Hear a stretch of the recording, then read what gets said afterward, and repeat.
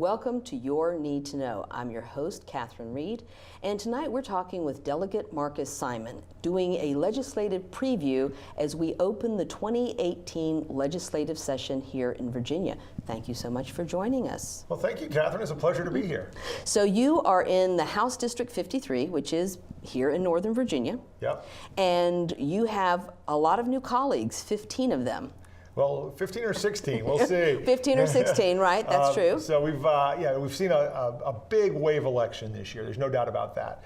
And it's really exciting. It's really changed the makeup of the Virginia House of Delegates in particular and the General Assembly overall in exciting ways. And so it opens up a world of possibilities. For those of your listeners or viewers that don't know, prior to this election, we had 66 Republicans in our 100-member House of Delegates, which meant there were 34 Democrats. So they had roughly a 2/3 majority. We had just one more vote than we needed to sustain a veto of the governor, which was useful. But being down there in the minority, as I've been for the last 4 years, it can be tough. It's discouraging, right? Right. Well, the Speaker of the House in Virginia, selects all the committee members for both parties and selects all the committee chairmen and things like that. So when you're part of that small minority, particularly if you tend to have a loud mouth and speak up a lot on issues that are important to you, you sometimes get pushed over to the side. So they won't be able to do that. Now that we're going to be near parity here, it's going to be, we're going to have to be nicer to each other generally, because you never know when you're going to need a member from the other side to come over and help you out. And we're now talking about just a couple of members. And so for the sake of our viewers, let's not assume that everybody understands. We have a bicameral House, so we have a Senate of 40 members, a House with 100 members, and now they are very close. Yeah. Very close. Very close. And so, again, that kind of closeness and that kind of need to share power and work together, I think is good for the process, because we have a lot that we're trying to get done. Again, we are a part-time legislature in Virginia. So this is not my full-time gig. I have another day job that I do. That's true. You're an attorney actually by training and vocation. Right, and I do that for 10 months a year. But for January and February in these even years, this is our long year. So we meet for 60 days after the year after each election, and we do a 2-year budget, a biennial budget, and we meet for 60 days in Richmond. And I'm down there Monday through Friday, and I have a little temporary apartment, and I come back on the weekends to see my family. But we're trying to get a year's worth of legislation and a 2-year budget passed in 60 days. Right, and on off years or in odd years, it's only 45 days. So we're talking about a part-time legislature. Not every state in the United States has a part-time legislature. Virginia does. Yep. And so there's a tremendous burden to do a year's worth of legislation in 45 or 60 days. So we're talking about thousands of bills. Yeah, typically in a biennium, we'll see about 3,000 bills. It's a little heavier near the first year because it's a longer session and some things get carried over. But we'll probably look at about 1,500 pieces, 1,600 pieces of legislation. And so to make that work, particularly with us part-time legislators that have other jobs. And one of the nice things about a part-time legislature is you've got folks from all kinds of different walks of life. And so you've got folks that are experts in real estate that will help hold on the real estate stuff. You've got criminal lawyers that do the criminal justice things. You've got a pharmacist. You've got doctors, physicians. Yep. So you name it. We've got a lot of former military folks. We've got some former police officers and sheriff's deputies. So, but we've got a lot to try and get done, and we don't have a lot of time too. So. But what's exciting again this year is being so close and having so many new people and so much new energy. I think we have some real opportunities to get some things done that have been stalled for a while in Richmond. We're not going to see any of the really awful stuff that we used to see. And I think it's an opportunity for folks at home that really got involved in creating that wave election to take a look at what we do and help us be successful and help hold the new candidates and the new delegates accountable for their campaign promises, and also be a positive force. Take this energy that we used to elect all these new members and really an unprecedented show of force and enthusiasm here in Virginia. And let's turn that into positive change through the bills that we pass. I mean, that's what we're there to do. Right, and advocacy, and so all of the electoral energy and all of the campaigning and canvassing. So a lot of people were activated who've never been politically involved before, and so they understand what canvassing means now. They know how to write postcards and make phone calls and knock on doors and stand and register voters, and all that's great. But it's a different ballgame now. For the next 60 days, we need them to do advocacy, which is not the same thing as lobbying. Right. You know, it means advocating. It means getting behind your delegate, even not yours, but getting behind your position, and doing a little refresher on how a bill becomes a law. We've all sort of familiar with the Schoolhouse Rock video. Right. Some of us of a certain age understand that. And then we've been watching what happens in Congress, and things don't work that way anymore. Right. They're never doing what's called regular order. In fact, we just probably have a tax bill. It will be done with no public hearings. It's all done in back rooms. Well, the good news is in Richmond, for the most part, we still follow the rules, and we still do things with some deliberative order. So. Today being the first day of the session, we had a pre-filing deadline in the morning. So you'll get a big wave, a big bubble of bills that will be introduced because we have an unlimited number of bills, in theory, that we can introduce prior to the pre-filing deadline. But after today, we only have 5 bills left so that we can control the flow a little bit. We know what we're dealing with. Those bills will all get assigned to different committees, and then the committee chairman will assign all those bills to subcommittees. That's where the real action is. And if you want to be an advocate, you want to help, you keep an eye on the subcommittees. Right, and those are early morning. A lot of those are early mornings. I mean, it's kind of for people who've been doing this for a while. When you have a bill that's being heard in a subcommittee at 7 a.m., it's been sent there to die. Frequently, that's the case, and there's certain subcommittees where are the killing fields, we call them, but again, I think this year, hopefully, we can temper some of that. And I think there's been a big push for more transparency in what we do, both, in the legislation that wants overall government transparency, but also in how we do our business in the House of Delegates. Some of that's been sort of thrust upon us. There have been groups like Progress Virginia last year that came around literally with iTouches that would connect to the Wi-Fi, and they'd broadcast all of our subcommittee and committee meetings. I should back up a second. The reason they had to do that is because I told you a lot of the actions in subcommittee, those votes aren't recorded votes. Right. In theory, what's happening is the subcommittee is not actually doing anything. They're just making recommendations to the full committee. And so technically their votes don't mean anything, except that if you vote to kill a bill, it never leaves the subcommittee, it never gets to the full committee, and there's never a vote on that. But if somebody's there with a video camera recording your arms going up in the air or people saying aye and nay, at least we've created sort of a record of that. And then more transparency, which is important. And the distinction, too, is between paid lobbyists, and there are paid lobbyists that come before the legislature to represent associations or industries. But the thing about grassroots advocacy and why the newly activated need to pay attention is lobbyists have money, advocates have votes. You are a constituent of someone.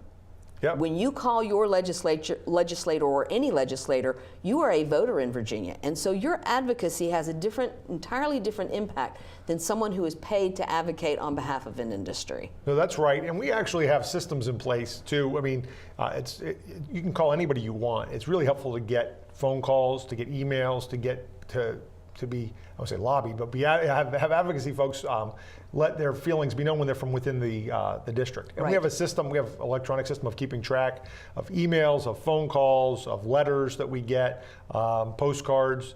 We kind of distinguish between mass emails, or we keep track, but that's sort of just a number versus personalized emails that are sent to us.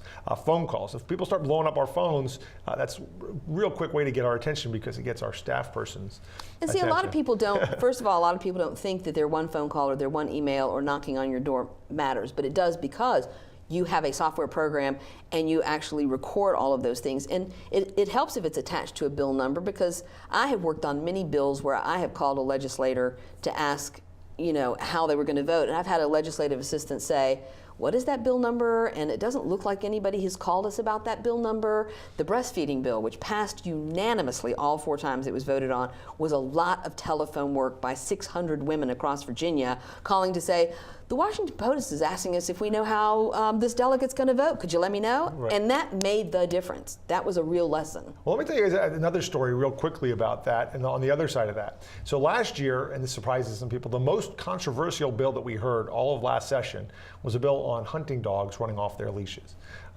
It was a contentious year, it was an election year, so nobody wanted to get into any real hot button social issues and things, but hunting dogs became the issue. And it wasn't a traditional Republican-Democratic divide. It was more of an urban-rural divide. And I got postcards from hundreds of enthusiastic hunters that hunted with hound dogs. I was lobbied. They came to visit me at my office. The bill came up for a vote, and it was the Speaker's bill. Speaker of the House was a Republican. As I told you, he and I didn't always get along. I get shifted to the side. So I'm like, you know what? I was watching the board, and it needed one more vote to pass. I'm like, why should I help him out? And so I voted no. Immediately, almost within a few minutes, I got a text message from somebody from the Humane Society saying, Marcus, what are you doing? Why'd you do that? I'm like, well, because I got hundreds of postcards. I got a lot of people that were really, anti this bill and thought that was unfair. I hadn't heard from anybody. Well, we assumed that because you're from a suburban district and you don't have dog hunters that you'd be with us. I'm like, if you guys had called me, if you'd come visit my office, maybe 2 or 3 postcards from actual constituents would have outweighed all of that stuff from the other side, but I didn't hear from anybody on the other side. And so I took it as an opportunity to sort of take a jab at somebody politically. If I had known I had constituents that cared about it, I would have voted differently.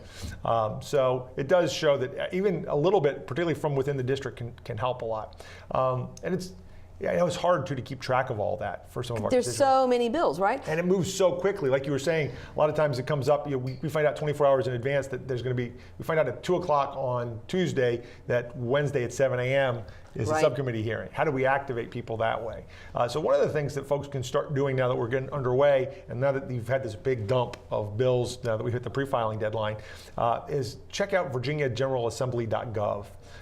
It's Virginia General Assembly altogether.gov, and you can go there, and then there's all links to everything, but there's a links to the legislative information system, and some of us just go straight to that lis.virginia.gov, and you can track every bill. You can find out what committee it's been assigned to. When you find out what committee it's been assigned to, you can click on the committee, and that will give you a list of all the committee members. You can click on the name of they're all hyperlinked. You can click on the name of the committee members, find out what subcommittees they're on, find out their office phone number, their email address, their mailing address, their district address. All that information is to get their picture, so you know who to look for if you want to actually nail them on their way in and out. Because they do wander around. Right. So we're sometimes hard to keep track of. So we do a lot. We have made an effort to be transparent, to give folks the tools that they need to advocate.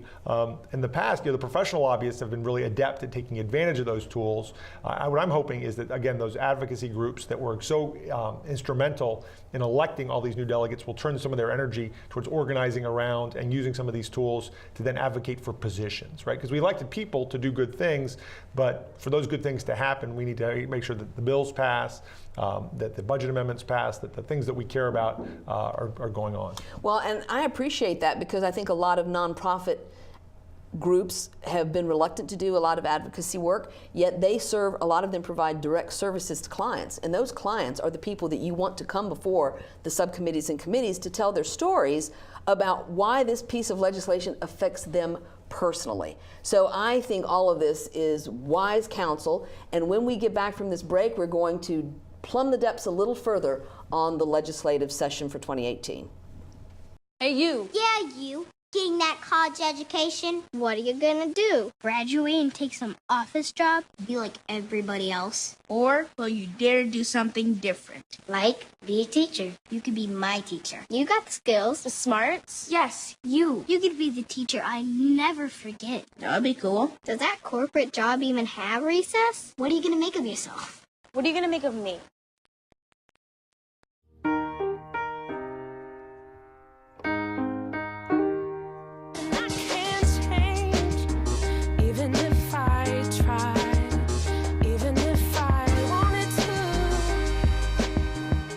Adventure can be found anywhere, but the best place to start is in the forest. I spy something beginning with S. Snow. No. Snow-covered trees. Nothing to do with snow. Head outside to discover incredible animals and beautiful plants that come together to create an unforgettable adventure. Wow. So grab your loved ones Don't even. and explore a world of possibilities. Come on, this way. Visit discovertheforest.org to find the closest forest or park to you. 1 in 6 seniors faces the threat of hunger, and millions more live in isolation. America, let's do lunch. Drop off a hot meal and say a quick hello. Volunteer for Meals on Wheels by donating your lunch break at americaletsdolunch.org.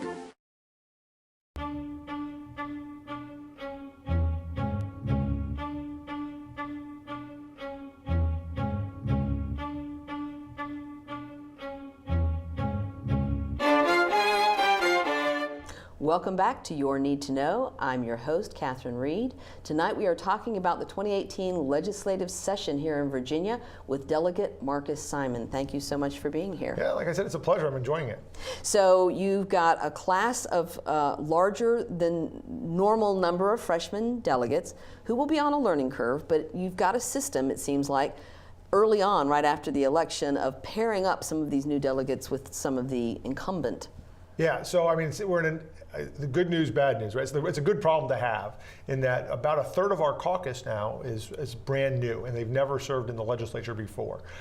So we started very early. We had an early orientation session the week after the election. We brought them all down to Richmond, and I was one of the folks that gave them sort of a instant lesson in sort of parliamentary procedure, how to stand, how to talk, how to advocate, what to wear, where to stay, get them all oriented. But then we also paired everybody off with a mentor. So everybody has at least one other person that's sort of their hotline person that they can call and talk to. We try to pair people up based on interests, some geography, and some shared experiences with you have folks with young kids paired up with folks that have had young kids in the legislature, whether they still do or not. Folks that have been through what it's like with a family. Folks from more conservative districts or purple districts paired up with somebody with a purple district. So when it comes time to decide how to do a hard vote, they can think, they don't want to follow me. If you're in a purple district, you don't want to follow my voting record because I'm in a deep blue district. On the other hand, I've got somebody in a deep blue district as a mentee. And so we've tried to make sure that they all have access to somebody and that they can get us on a moment's notice so they don't have to deal with the anxiety of the unknown. Now, we've also tried to tell them to take it easy. You don't need to set the world on fire your very first session. Hopefully, most of them will be here for a very long time and have a long career. They don't have to try and accomplish everything that they promised on the campaign trail in that first 60 days. Really, it's the first 30 days because we have to get everything through one house before it goes to the next. That's not realistic. So pick a few things that are important to you, a few of your core issues that you campaigned on. We help them develop bills out of those ideas or match them up with people that are introducing bills. I've put in bills like one handgun a month. Put that in for all 4 years I think that I've been in the legislature. This year we may actually have a chance of having it pass. And so we found other folks that campaigned on gun violence prevention and ending that iron pipeline and said, okay, well, here's a bill that you can be associated with. We'll get you some opportunities to speak on it and advocate, and we'll work together. Transparency. We had a bill for, it's sort of wonky, but on circuit court and general district court records, making them publicly accessible so that we can start studying the data and find trends in criminal justice reform and things like that. Patterns and practices. Right, and it's a bill that the press association's advocated for. It's a bill that's really big deal for my friend Mike Mullen in Williamsburg and Newport News. So we had him do that and paired up with some other delegates that had campaigned on transparency.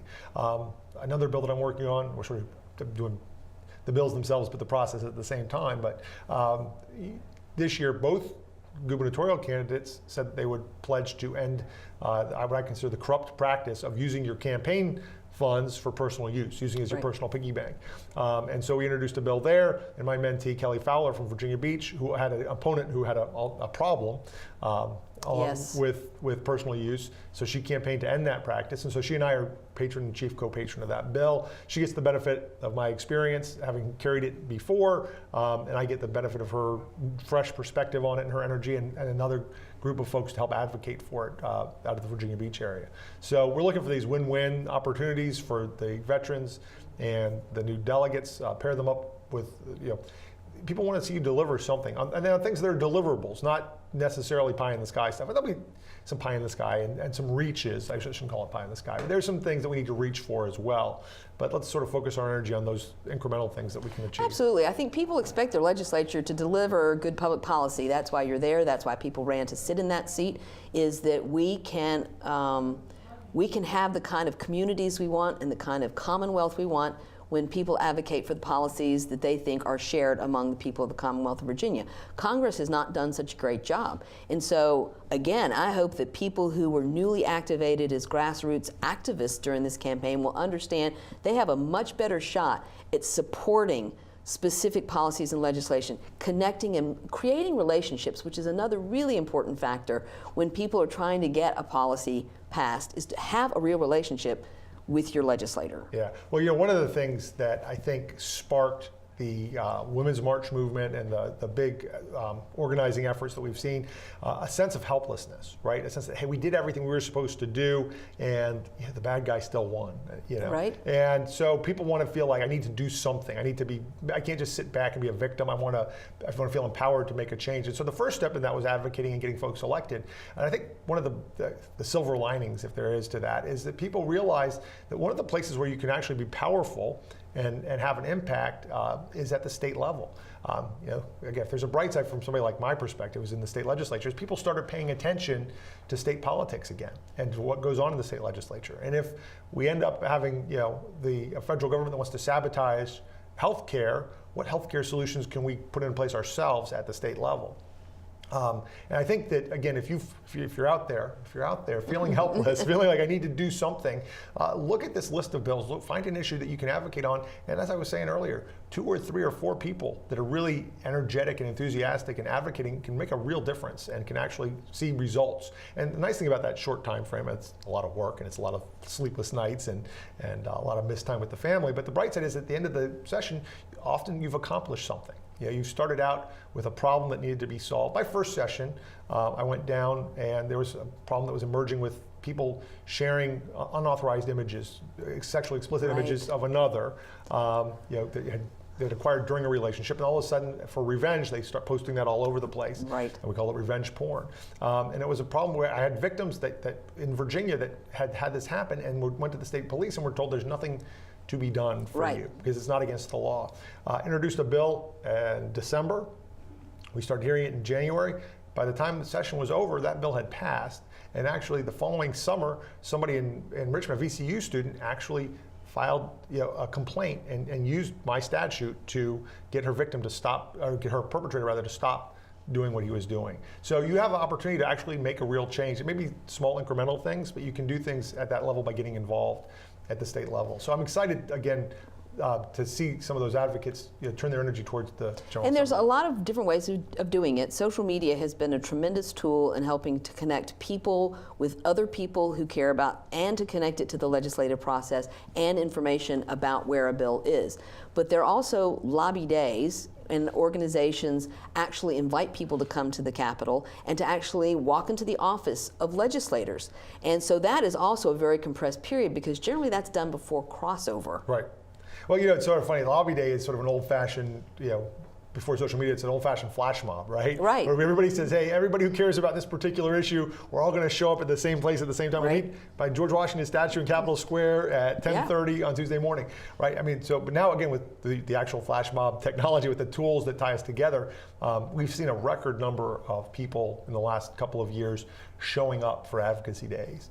We've had more people show up for public hearings and committee hearings than we've ever seen before. It's sort of overwhelmed the Capitol Police. They've had to figure out new ways to accommodate the crowds, which is a good thing, because we need to see folks show up. But yeah, so staying in tune with those things, figuring out what issue areas and what groups are important to you, and then when their day is, Martin Luther King Day is my favorite day in the General Assembly, because it's a day off, so people come. It's a day off from school, so you get a lot of Right. people, and and you've got two groups on the opposite ends of the spectrum. We call it Gun Day. Right. And in the morning, because I guess hunters like to get up early, and they're used to getting up early, but early in the morning you get all the Guns Save Lives, people with their orange stickers, and they want basically no gun restrictions at all on private possession of firearms. And then you get the background check Save Lives people to come in the afternoon on Martin Luther King Day. But the really exciting time is from about 11 to about 2 in the afternoon, because the morning folks are still there having lunch.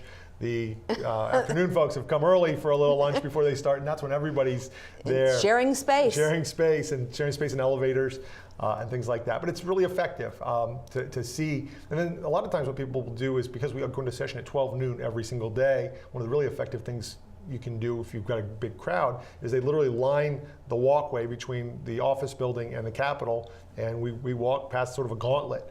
of folks, and the bankers do it. I mean, it's not necessarily an intimidating. These are nice Brooks Brothers suits, and Right, they sure. look like bankers. Sure. But they want to let us know that they're there. But it's very effective. Yeah, we did a silent vigil several years ago when we had the horrible transvaginal ultrasound bills, and so many women with their kids showed up, and we didn't say a word. People just stood there lining the walkway with their signs, but it was an enormous, impactful statement. Yeah, and it's a show of force and a show that you care enough to be there, and it's a line you don't want to push so far that you get pushed back, right, and that it becomes counterproductive.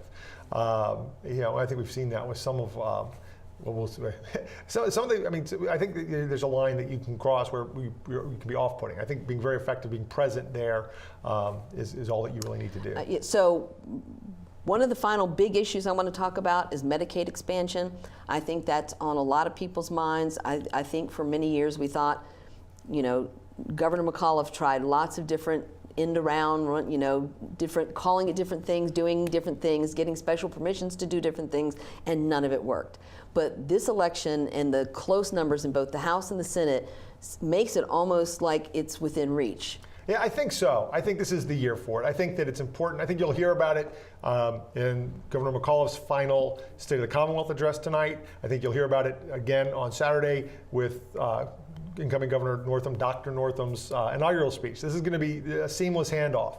This will be the highest priority of the outgoing governor and the highest priority of the incoming governor. And it's going to be baked into the budget. I think we've got a strategy this year which is going to make it hard to say no to it.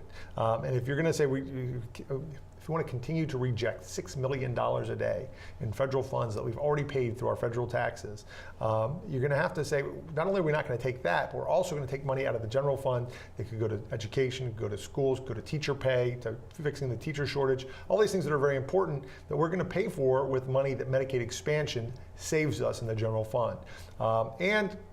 So there's that one aspect of it. Is we're going to make it hard to say no, but at the same time, you want to have sort of a carrot and a stick. We don't want to beat them up over the head with it and make it about a battle of wills. So I do think you'll see some effort to call it something different, some face-saving things that you would do in any negotiation to let them come away. I say them, shouldn't be much, but those that have in the past have been opposed to it for a variety of reasons, give them an opportunity to say, well, here's what we got that's different. So maybe that means applying for a waiver. Maybe it means running it through a managed care system so that we can make sure the costs are contained. Maybe it means giving it a different name and branding it differently. Maybe it allows allowing more private insurer participation in the process. All those things, we're open to doing that, whatever it takes, but I would say that the highest priority is going to be making sure that we take that federal money and we expand Medicaid and we provide health care for the hundreds of thousands of Virginians that really need it. Well, thank you for ending on such a high note, because I'd like to think that we have just ushered in a new era of civility and compromise, and that the grassroots activists who helped make that possible and put those new delegates there should be part of the process.